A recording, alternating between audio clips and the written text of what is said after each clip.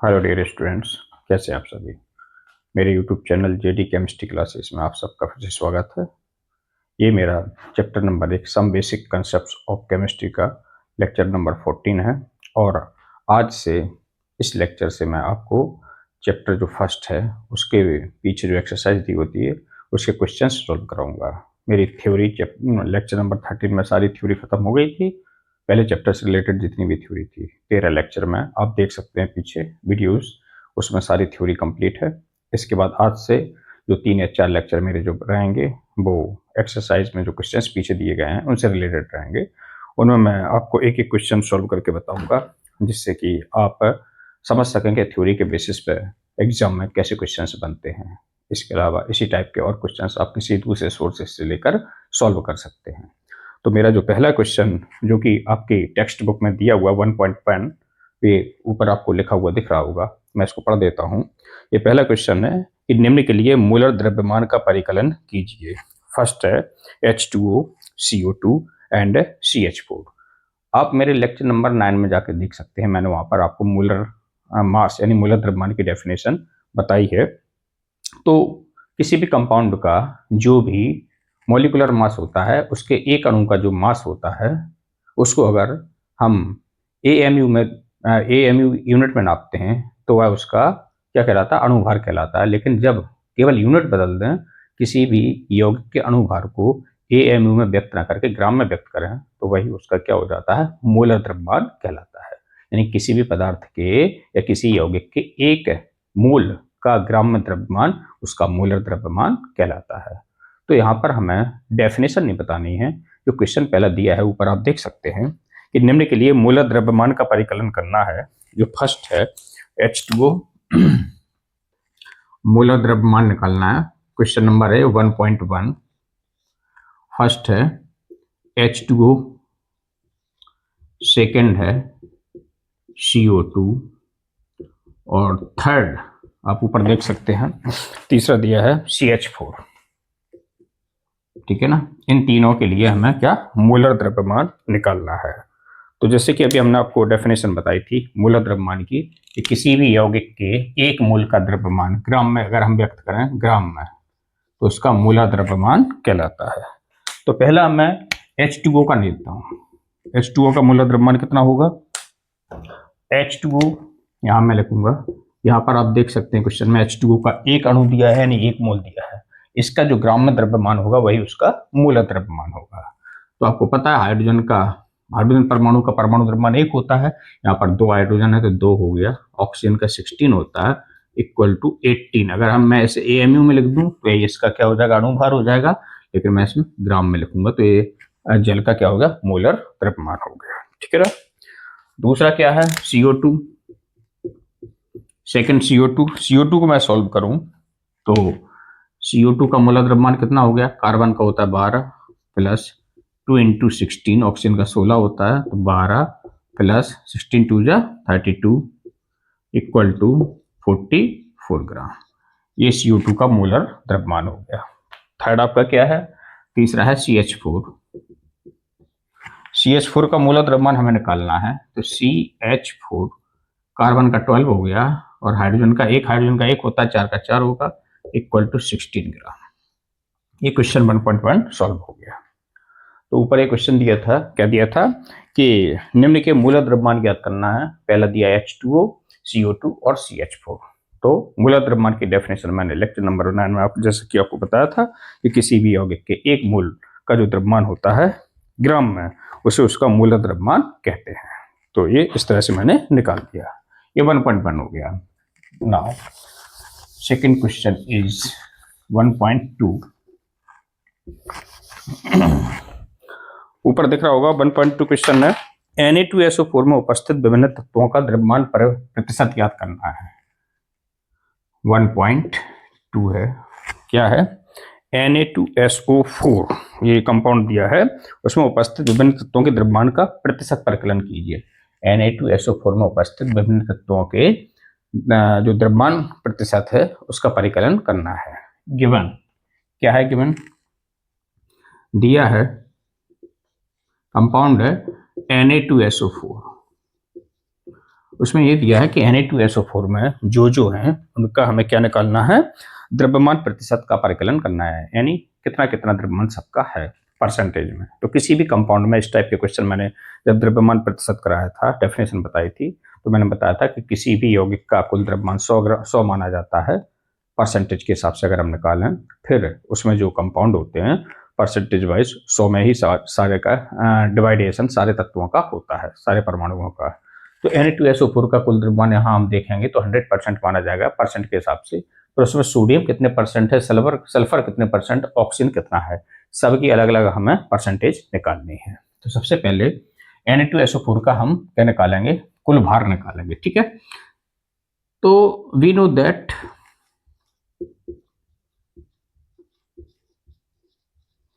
क्या कि Na equal to होता है 23, सोडियम का परमाणु हुआ 23 होता है, सल्फर इक्वल टू होता है 32 एंड ऑक्सीजन इक्वल टू होता है 60, ठीक है ना। ये परमाणु भार दिए हैं, या मोलर मास कह लो तो मोलर मास दिए हैं, ठीक है। तो Na2SO4 का हम कुल भार निकालेंगे, कुल प्रतिशत, तो कुल भार जैसे हम कैपिटल W से डिनोट करेंगे, इक्वल टू Na का 23 है तो 2 Na है, तो 2 इंटू 23 प्लस सल्फर का 32 है प्लस ऑक्सीजन का 16 होता है लेकिन 4 दिए हैं, 4 इंटू 16, तो कैपिटल W की वैल्यू आ जाएगी 23 2 46 प्लस 32 और प्लस 16 चौके 64, 64। कैपिटल W की जो वैल्यू आएगी 6 2 8 4 12 की 2 हासिल 1 6 1 7 3 10 4 14 142। एक बार चेक कर लो, 4 2 6 6 6 12 2 हासिल 1 6 1 7 3 10 4 14 142 ग्राम आ गई। ये Na2SO4 का कुल भार आ गया। अब प्रतिशत भार निकालना है किसका, सोडियम का। मैंने एक फॉर्मूला बताया था, जैसे मैंने प्रतिशत सोडियम का प्रतिशत निकालना है, सोडियम की प्रतिशतता यानी प्रतिशत सोडियम इक्वल टू हो जाएगा सोडियम का भार यौगिक में अपॉन यौगिक का कुल भार इंटू 100, प्रतिशत है ना तो 100 का मल्टीप्लाई करेंगे। तो प्रतिशत सोडियम इक्वल टू क्या, यहाँ सॉल्व कर लेता हूँ। सोडियम का भार यौगिक में कितना दिया, वैसे तो 23 होता है, लेकिन Na2SO4 में तो 46 है ना, अभी निकाला, तो 46 अपॉन कैपिटल W कितना आया 142 इंटू 100, ठीक है ना। इसको मैं सॉल्व करूंगा, 2 से कर देता हूँ, 2 7 14 2 1 2 2 2 4 2 3 6, यानी 2300 अपॉन 71। इसको सॉल्व करिए तो 71 का अगर आप इसमें डिवाइड करेंगे तो 7 या 21 7 चौके 28 ज़्यादा हो जाएगा। इसको डायरेक्ट मैं कर देता हूँ, इसको आप करके देख लेना। ये आ जाएगा आपका 32.39, यानी जो प्रतिशत सोडियम आया 32.39, ये तो एक वैल्यू निकली सोडियम की। अब सेकेंड वैल्यू किसकी निकालनी है, सल्फर की। प्रतिशत सल्फर इक्वल टू कितना हो जाएगा, सल्फर का भार बटे यौगिक का कुल भार इंटू 100। तो सल्फर का भार इस यौगिक में कितना दिया है 32 अपॉन कैपिटल W कितना है 142 इंटू 100, पर 2 से किया तो 7 14 2 1 2 16 हो जाएगा, यानी 1600 अपॉन 71। इसकी आप कैलकुलेशन करके देख लीजिएगा। इसकी जो मैं डायरेक्ट वैल्यू बता रहा हूँ मास ऑफ सल्फर वो आ जाएगा 22.53, ये सल्फर आ गया, प्रतिशत सल्फर की वैल्यू आ गई। अब बचा क्या, प्रतिशत ऑक्सीजन इक्वल टू। अब प्रतिशत ऑक्सीजन जो निकालना है इस यौगिक में वो ऐसे ही निकल सकता है क्या, इसी फॉर्मूले से, ऑक्सीजन का भार बटे कैपिटल W इंटू 100। लेकिन क्यों इतना करना है, आपको पता है इस यौगिक में 3 तत्व हैं, सोडियम सल्फर और ऑक्सीजन। तीनों की प्रतिशत मात्रा मैंने किसी भी यौगिक की टोटल 100 मानी है। इसके अलावा मुझे सोडियम और सल्फर की प्रतिशत मात्रा पर मालूम चल ही गई है, तो क्यों ना मैं 100 में से सोडियम और सल्फर की परसेंटेज को टोटल करके अगर मैं घटा दूं तो जो बाकी का प्रतिशत मात्रा होगी वो किसकी होगी, ऑक्सीजन की। ऐसे भी आप निकाल सकते हैं। तो प्रतिशत ऑक्सीजन इक्वल टू कितना होगा, टोटल प्रतिशत माइनस क्या, प्रतिशत Na प्लस प्रतिशत सल्फर। तो percentage of oxygen equal to 100 minus प्रतिशत Na कितना आया था 32 22.39 प्लस प्रतिशत सल्फर कितना है 22.53। ठीक है, इसको मैं यहां सॉल्व कर देता हूं। तो प्रतिशत ऑक्सीजन इक्वल टू कितना हो जाएगा 100 माइनस, इनको टोटल करिए 9 3 12 इनकी 2 हासिल 1 हो जाएगा 5 और 6 6 3 9 पॉइंट। ठीक है, 2 और 2 4 और ये कितना हो जाएगा 3 2 5। ये इनकी क्या आई टोटल प्रतिशत मात्रा आई किसकी, दोनों की, सोडियम की और सल्फर की। तो प्रतिशत ऑक्सीजन 100 से जब इसको आप माइनस करेंगे तो आ जाएगा 45.07 के लगभग प्रतिशत ऑक्सीजन।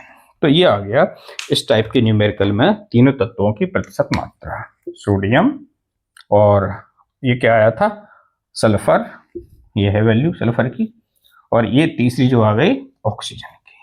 तो क्या करते हैं, क्वेश्चन क्या था, क्वेश्चन ऊपर लिखा है क्या, सोडियम सल्फेट में दिए गए विभिन्न तत्वों की प्रतिशत मात्रा का परिकलन करिए।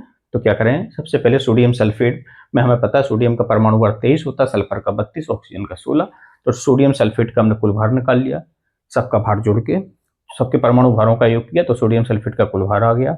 अब मैंने आपको जब पढ़ाया था तो मैंने प्रतिशत मात्रा ज्ञात करने का सूत्र बताया था कि जिस तत्व का प्रतिशत मात्रा ज्ञात करना हो उसका भार यौगिक में उसका जितना भार है वो ऊपर रखेंगे बटे कैपिटल W इंटू 100। तो हमें पता है इस यौगिक में हमने इसी फॉर्मूला से सोडियम का भार निकाला, सल्फर का निकाल लिया प्रतिशत मात्रा। जब इस यौगिक में तीन ही तत्व हैं, सोडियम सल्फर और ऑक्सीजन, तीन में से हमें दो की प्रतिशत मात्रा जब पता चल गई सोडियम की सल्फर की, तो क्यों मैं इतनी कैलकुलेशन करूंगा। फिर उसका एक तरीका है कि तीसरे तत्व की प्रतिशत मात्रा वही होगी कि 100 से बाकी के जो दो तत्व हैं उनकी प्रतिशत मात्राओं को मैं क्या कर दूंगा, माइनस कर दूंगा। तो यही मैंने किया, ऑक्सीजन की प्रतिशत मात्रा निकालने के लिए 100 में से सोडियम और सल्फर की प्रतिशत मात्रा थी वो मैंने माइनस कर दी। तो ये मेरा 1.2 क्वेश्चन नंबर सॉल्व हो गया। क्वेश्चन नंबर है 1.3 ऊपर दिया है, आप देख सकते हैं। क्वेश्चन नंबर 1.3 में दिया है आयरन के उस ऑक्साइड का मूलानुपाती सूत्र ज्ञात कीजिए जिसमें द्रव्यमान द्वारा 69.9% आयरन और 30.1% ऑक्सीजन है। ये क्वेश्चन जो दिया है इस क्वेश्चन को आप जाके लेक्चर 10 में देख सकते हैं, मैंने सॉल्व कराया है तो दोबारा सॉल्व कराने की जरूरत नहीं है। लेक्चर 10 में क्वेश्चन आप पहला ही मैंने सॉल्व कराया है, उसी का ये एग्जाम्पल है। ठीक है ना, तो ये आपका 1.3 क्वेश्चन जो है इस तरह से हो जाएगा। अब 1.4 पे आइए, प्राप्त CO2 की मात्रा का परिकलन कीजिए। जब प्राप्त CO2 की मात्रा का परिकलन करना है, ऊपर देखिए दिया है, दो कंडीशन दी हैं। एक मोल कार्बन को हवा में जलाया जाता है, फर्स्ट कंडीशन है एक मोल कार्बन को हवा में जलाया जाता है, ये फर्स्ट कंडीशन है। ठीक है, और सेकंड कंडीशन है कि एक मोल कार्बन को 16 ग्राम ऑक्सीजन में जलाया जाता है। ऊपर दिया एक मोल कार्बन को 16 ग्राम ऑक्सीजन में जलाया जाता है। एक मोल कार्बन को 16 ग्राम ऑक्सीजन में जलाया जाता है। ये दो कंडीशन दी हैं, इन दोनों कंडीशन में हमें निकालना क्या है, मुझे निकालना है कि CO2 कितनी मिलेगी, CO2 का परिकलन करना है कि इन दोनों कंडीशन में CO2 की कितनी मात्रा बनेगी। ठीक है, मैं कंडीशन फर्स्ट सॉल्व करता हूँ, यहाँ कंडीशन सॉल्व मैं सेकंड सॉल्व करूंगा और रिएक्शन से सॉल्व करना है। कार्बन को हवा में जलाया जाता है तो रिएक्शन बनेगी C+O2 गिव्स CO2। ये कार्बन के जलने की रिएक्शन हो गई, क्योंकि कोई भी कंपाउंड हो या तत्व हो ऑक्सीजन की उपस्थिति में ही जलता है।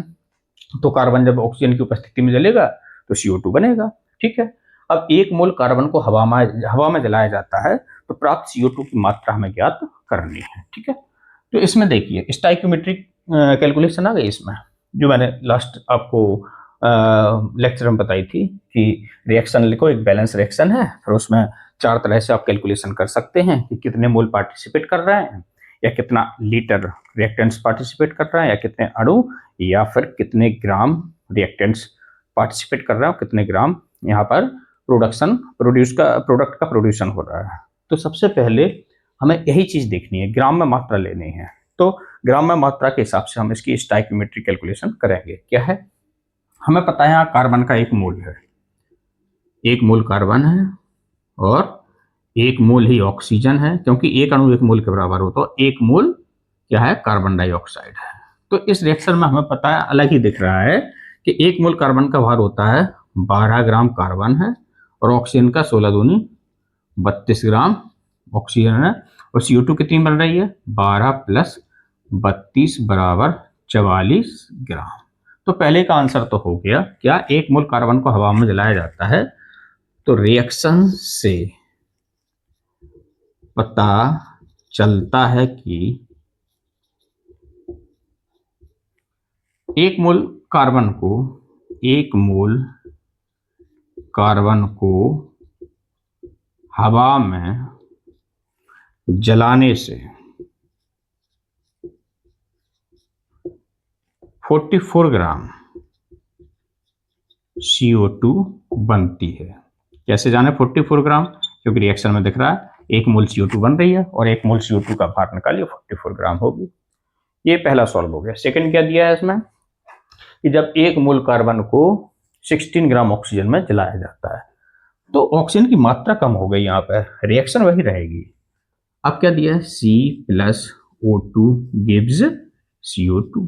लेकिन अब यहाँ पर चूंकि मात्रा दे दी गई है, किसकी, ऑक्सीजन की, कार्बन की नहीं दी है। कार्बन की नहीं दी है तो जो लिखिए वही लिखो आप। यहाँ पर ग्राम में ही लिख लेते हैं। ये 12 ग्राम कार्बन है और ऑक्सीजन 32 ग्राम नहीं है, दिख रही है इसमें 32 ग्राम दिया है, 16 ग्राम ऑक्सीजन कम कर दी गई है, 16 ग्राम ऑक्सीजन है और बन रहा है कितना, CO2। ये हमें पता करना है, ठीक है ना। तो इसमें मैं एक काम करता हूं, पहले मैं पूरी मात्रा लिख लेता हूं जिससे आपको समझ में आ जाएगा। आपको रिएक्शन से क्या दिख रहा है, रिएक्शन में दिख रहा है कि 12 ग्राम कार्बन 32 ग्राम ऑक्सीजन में जल रहा है और 44 ग्राम CO2 बन रही है, आपको दिख रहा है। लेकिन उसने दिया क्या है, इसमें दे दिया, उसने दिया है कि 12 ग्राम तो कार्बन है ही, उसमें नहीं दिया तो 12 ग्राम माना जाएगा।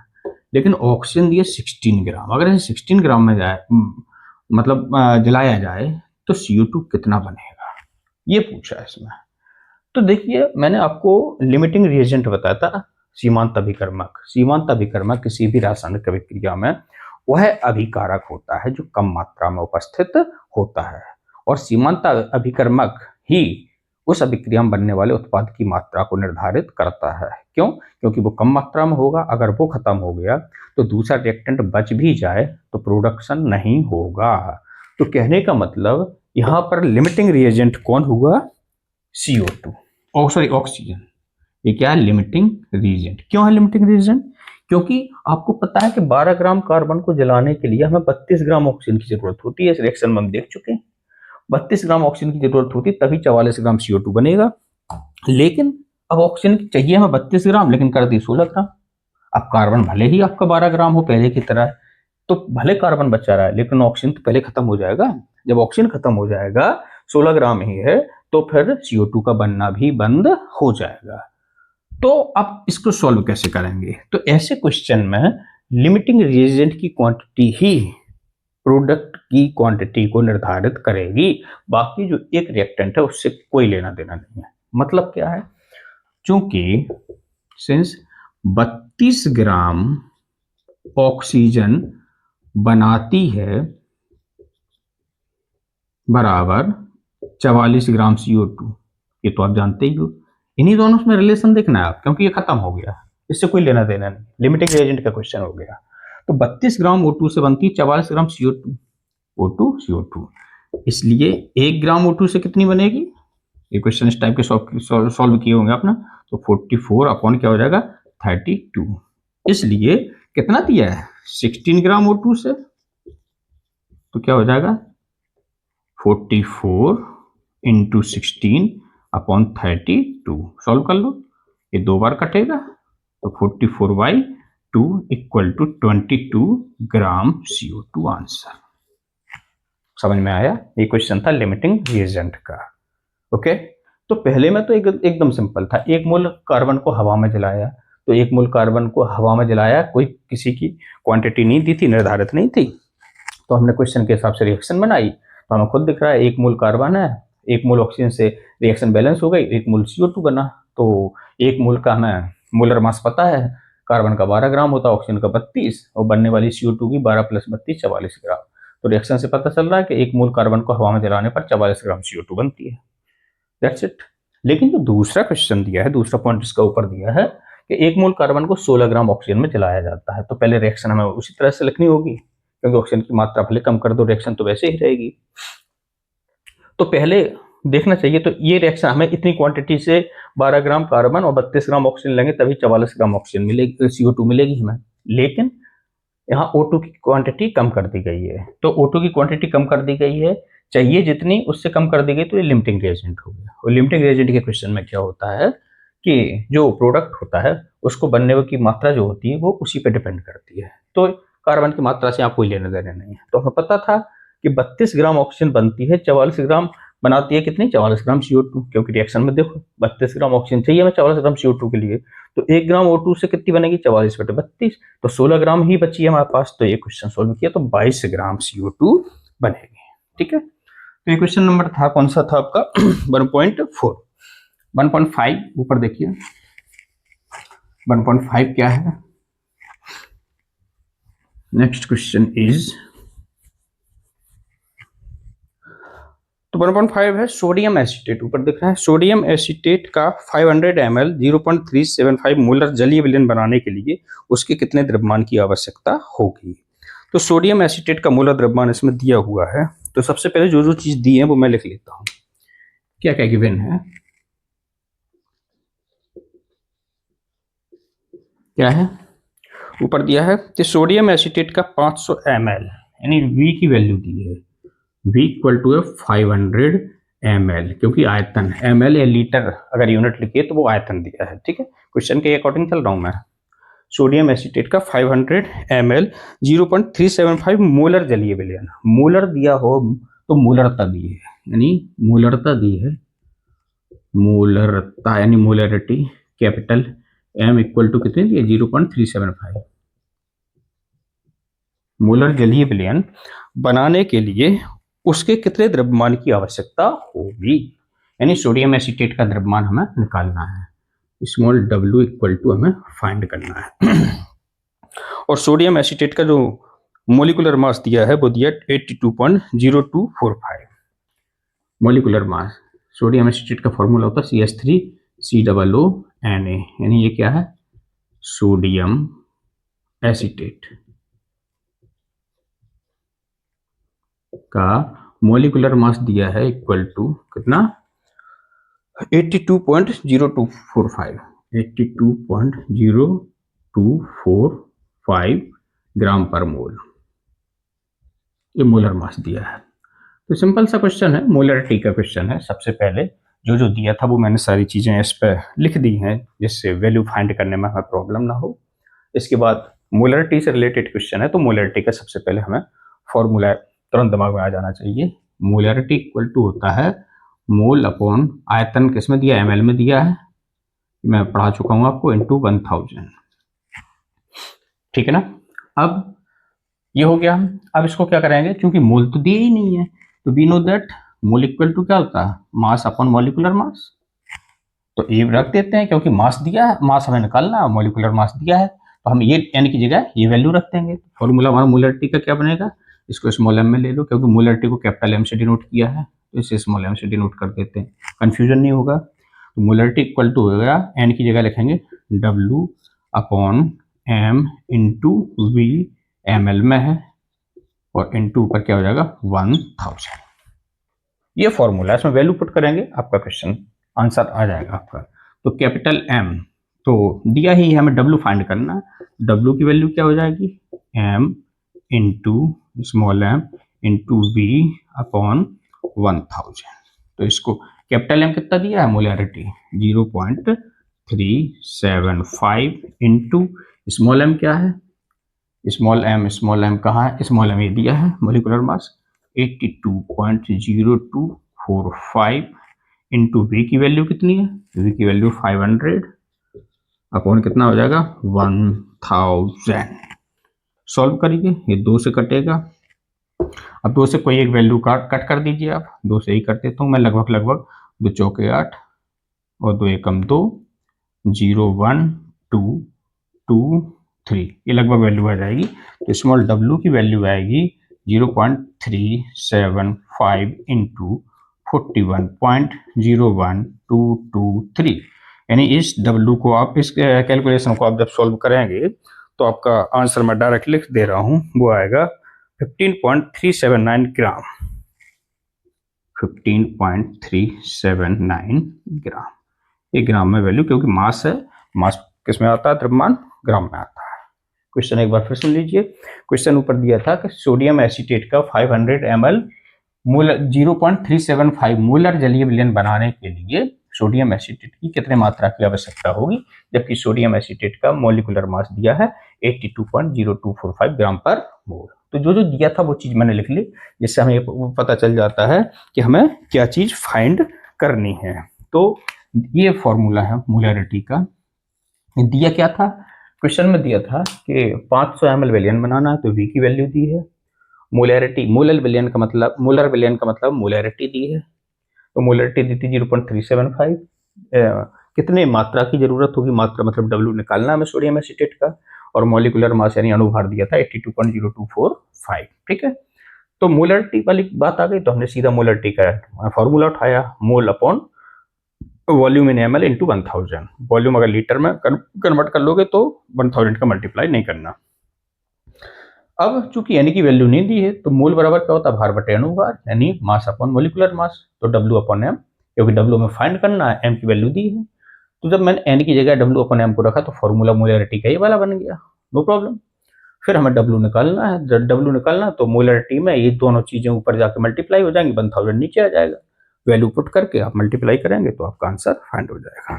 ठीक है, 1.6 क्वेश्चन नंबर 1.6 ऊपर दिया है।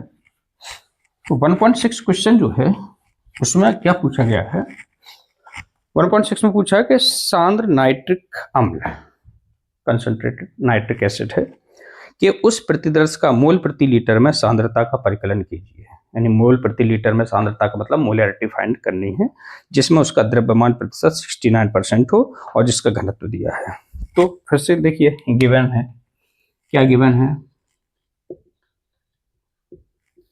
सांद्र नाइट्रिक एसिड है, मोल प्रति लीटर में सांद्रता ज्ञात करनी है। सबसे पहले हमें HNO3 है, विलयन की मोलैरिटी निकालनी है, मोलरता यानी कैपिटल M को फाइंड करना है।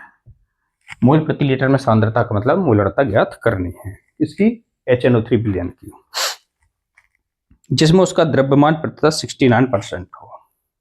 ठीक है, तो HNO3 69% हो, जिसमें उसका द्रव्यमान प्रतिशत, यानी HNO3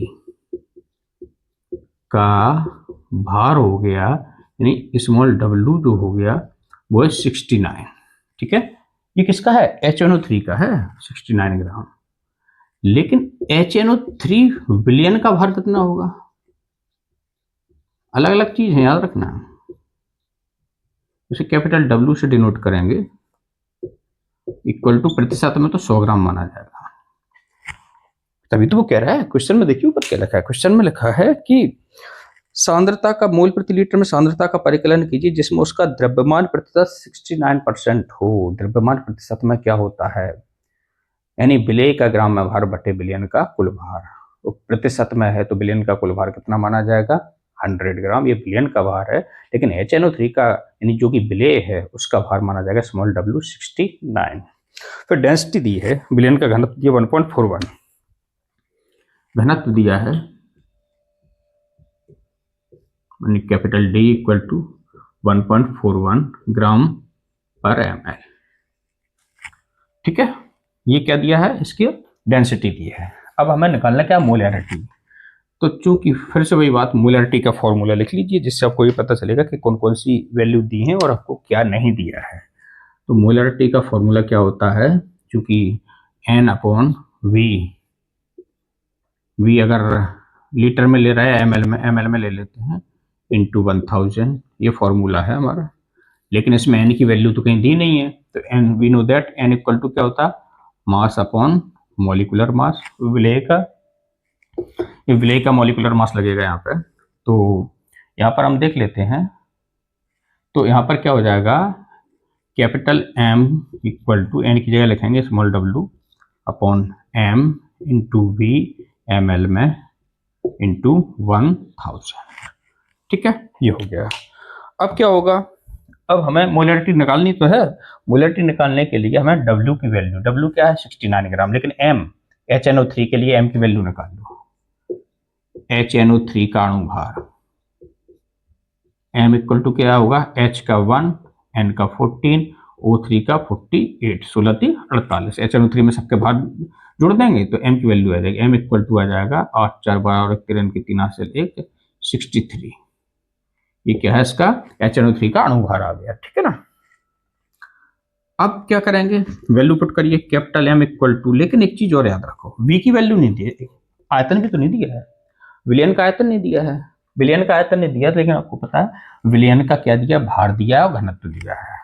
तो एक फॉर्मूला और बनेगा, विलयन का आयतन, आयतन निकाल लीजिए। आयतन बराबर होता है द्रव्यमान इंटू घनत्व,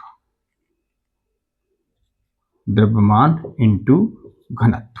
तो V की वैल्यू आ जाएगी, द्रव्यमान कितना दिया है, विलयन का द्रव्यमान दिया 100 इंटू घनत्व कितना दिया 1.41। ये तो होता है द्रव्यमान बराबर आयतन इंटू घनत्व। इसमें सॉरी ये फॉर्मूला थोड़ा इधर देखिएगा, विलयन का द्रव्यमान बराबर होता है, सॉरी विलयन का द्रव्यमान बराबर होता है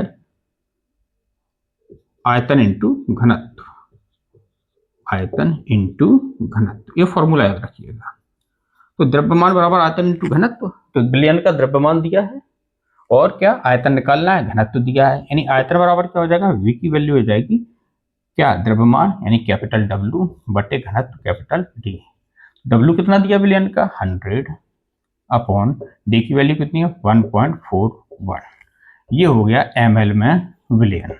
अब वैल्यू पुट करिए, कैपिटल M इक्वल टू क्या हो जाएगा, स्मॉल w कितना दिया है, स्मॉल w दिया 69 अपॉन स्मॉल m कितना दिया है, निकाला है 63 इंटू V की वैल्यू कितनी दी है, V की वैल्यू है 100 अपॉन 1.41 ऊपर चला जाएगा इंटू क्या है 1000।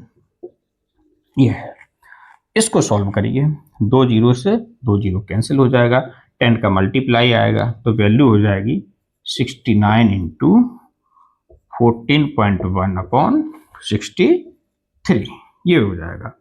इसको जब आप कैलकुलेट करेंगे तो ये पूरी कैलकुलेशन आप कर लीजिएगा अपने जैसे भी आपको करना है, तो ये वैल्यू आ जाएगी 15.44 मोल पर लीटर, 15.44 मोल पर लीटर, क्योंकि मोलरिटी है तो मोलरिटी की यूनिट क्या होती है, मोल पर लीटर। हो गया सॉल्व। तो ये क्वेश्चन नंबर था 1.6। एक बार मैं इसको फिर से बता देता हूँ। क्वेश्चन में दिया क्या था कि HNO3 का जो विलयन है उसकी हमें मोलरिटी यानी मोल पर लीटर में सांद्रता ज्ञात करनी है, जबकि उसमें HNO3 द्रव्यमान प्रतिशत के अनुसार 69% है और विलयन का घनत्व दिया था 1.41। चूंकि क्वेश्चन में विलयन का घनत्व दिया है लेकिन आयतन नहीं दिया है, तो आपको एक फॉर्मूला याद आ जाना चाहिए, विलयन का द्रव्यमान बराबर आयतन इंटू घनत्व। ये जरूर लगेगा क्योंकि घनत्व दिया है तो कोई ना कोई बात तो है, वॉल्यूम दिया नहीं है, घनत्व दिया है, द्रव्यमान दिया है तो वॉल्यूम निकल आएगा इस फॉर्मूला से, यही कंडीशन थी इसमें। तो इसमें सबसे पहले HNO3 की मोलरिटी हमें निकालनी है, घनत्व दिया था, तो HNO3 का भार 69% है तो विलय का भार 69 हो गया और विलयन का कुल भार 100% में है, इसलिए 100 माना जाएगा। मोलरिटी निकालना तो फॉर्मूला था NYV इंटू 1000। अब N की वैल्यू क्या है, भार बटे अणुभार विलय के संदर्भ में, तो विलय का भार हो गया कितना 69। अब अणुभार की जरूरत पड़ी हमें तो HNO3 का अणुभार निकाल लो, क्योंकि विलय HNO3 है।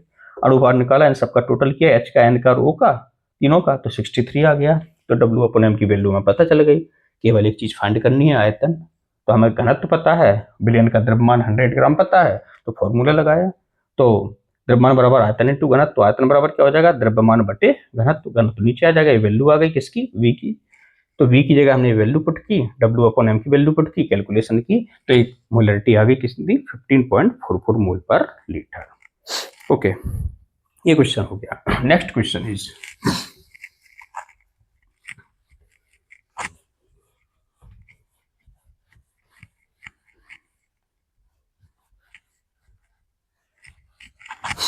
नेक्स्ट क्वेश्चन है 1.7, ऊपर दिख रहा होगा। 1.7 क्वेश्चन है, 100 ग्राम CuSO4 से कितना कॉपर प्राप्त किया जा सकता है। 100 ग्राम CuSO4 से कितना कॉपर प्राप्त किया जा सकता है। तो देखिए इसमें दिया है 100 ग्राम CuSO4 से कितना कॉपर मिलेगा, ये दिया है कितना कॉपर मिलेगा। ठीक है, सबसे पहले इसमें हम CuSO4 का कुल भार निकालेंगे। Cu इक्वल टू 63.5, ये परमाणु भार होता है कॉपर का, सल्फर का होता 32 और ऑक्सीजन का होता 60, ये सबके परमाणु भार हैं।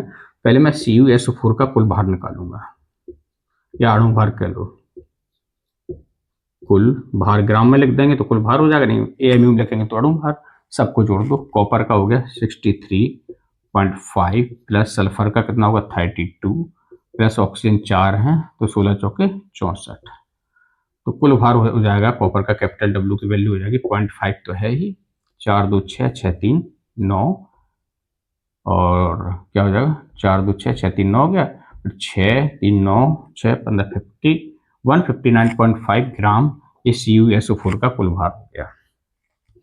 अब since we know that, since आपको पता है कि कॉपर सल्फेट के एक अणु का भार है 159.5 ग्राम, और इतने ग्राम कॉपर सल्फेट में कॉपर कितना है 63.5 ग्राम।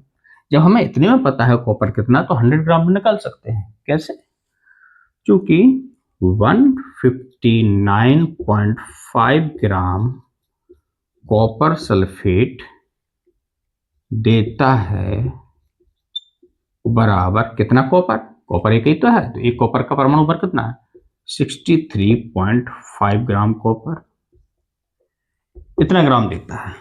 इसलिए 1 ग्राम कॉपर सल्फेट कितना देगा, क्या हो जाएगा 63.5 अपॉन 159.5 ग्राम, ये ग्राम से हो गया।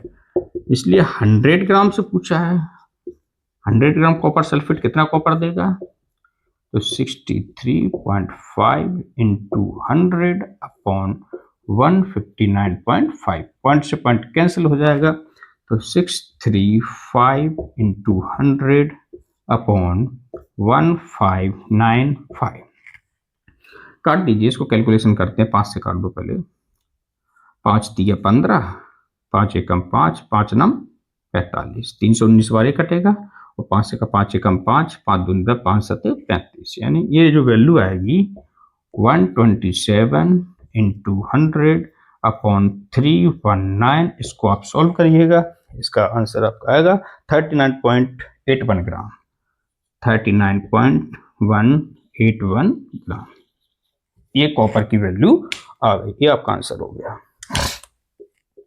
एक बार फिर समझ लीजिए, क्वेश्चन में था 100 ग्राम कॉपर सल्फेट से कितना कॉपर मिलेगा।